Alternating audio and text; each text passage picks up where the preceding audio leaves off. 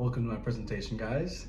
So basically today we're going to be talking about the effects of atheism and how it coincides with American society today, and just kind of go over the viewpoints and basically just kind of stuff like that.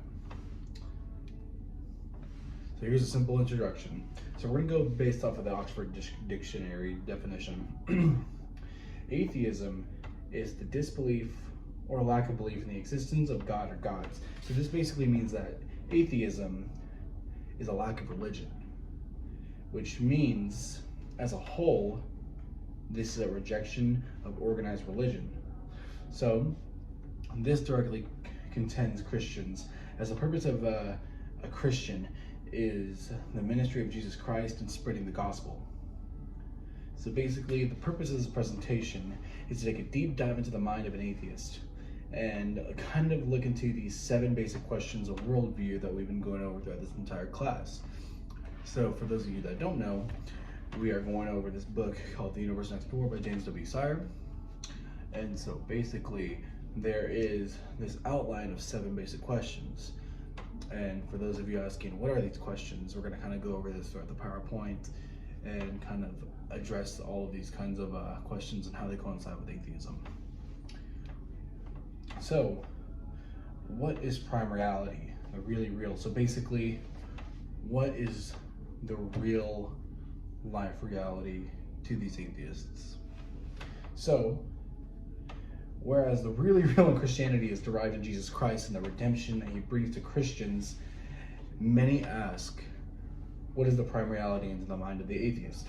So to the atheist, the prime reality is what is in front of them. They see the world in a very pragmatic kind of way, is built on their version of logic and reasoning. So basically, they find meaning in themselves, as well as moral relativism, which to them means that moral judgments are kind of up to the eye of the beholder in their own standpoints. So, moving on, they're going to ask, what is the nature of the world around us? So basically, this is asking, what is kind of going around in the world that we live in the eyes of the atheist? So, in the eyes of the atheist, the nature of the world around us is kind of more on the bleak side of things. So where a Christian sees the nature of the world around us as this beautiful creation, that we get to coincide this world, that we get to discover creation as we go. The atheist views the world as a huge coincidence, that there is kind of a pure luck involved, that we ended up in this perfect area between the end of the solar system and the sun. So there is this kind of pure luck involved in the creation of the world as they know it from the Big Bang Theory. So basically, they see the current world as we know as a huge growth and development over billions of years in different ages of Earth, built upon chance. So this is just basically a giant game of chance in their eyes. So, moving on from that, as an atheist, what is a human being? So, this is kind of where we get into our contention points here. So our contention point in the eyes of a Christian, as atheists, they do not really see human beings as the creation of God, the imago Dei. So this means that they do not believe that humans were made in direct image of God. So, obviously, I've talked about this before, due to the popular theories made by many as Charles Darwin, the theory of evolution, a lot of people are turned onto atheism as they create a theory of the creation of humans as an evolution developed as a need to survive through natural selection. So, currently, in the present world, this is being promoted in public school, where many kids from the ages of 12 to graduating are being popularized in this kind of view of evolution, which turns them more onto the atheistic point of view. So it's more of a viewpoint where there is religion denied.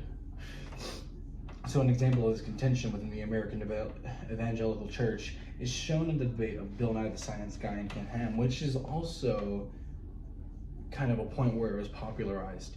So because Bill Nye was so popular with a lot of people growing up, he was able to turn these kids on that he had growing up with them, with his ability to hand on knowledge, onto atheism as a whole.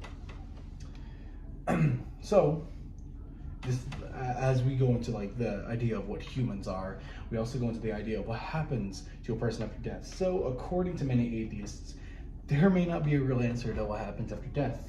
So this is a common point where atheists agree to kind of disagree, with some saying absolutely nothing, that there is a nothingness after death. And some say that there's no scientific way to prove this, as no one has proved anything about death in comparison to what we believe as Christians. So another point of contention comes in the form of debate. In May 2009, there was public discourse in the Ideas of the Faith Angle Conference, and there were many topics to discuss, which is death. Where the atheist and Christian communities may both agree that death is inevitable, Christians see death as a necessary doorway to become a follower of Jesus, where you die twice. So why is it possible to know anything at all? The ability to know anything at all in the atheistic point of view is on the development of humans through evolution, as we talked about before. Due to the need to survive, humans develop consciousness in order to gain over the food chain. Because of this ability to gain consciousness as a whole, atheists often believe that this evolutionary trait is the reasoning behind the ability to know about the world, and the overall ability to kind of know what's going on around us. So how do we know what is right or wrong in this kind of point of view? So this is kind of another contention point. Though there are many atheists that see ethics as important when dealing with others in a modern age, there are some kind of ideals in their eyes that are kind of thrown up in the air.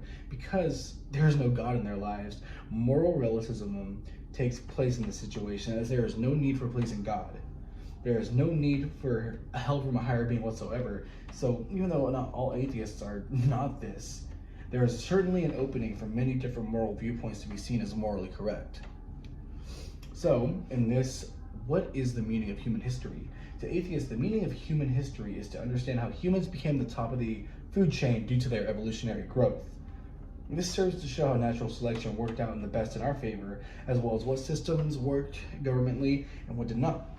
So due to this, human history comes out to be an overall lesson as to why some systems work well and which do not. And this is a very pragmatic and very straightforward logical viewpoint.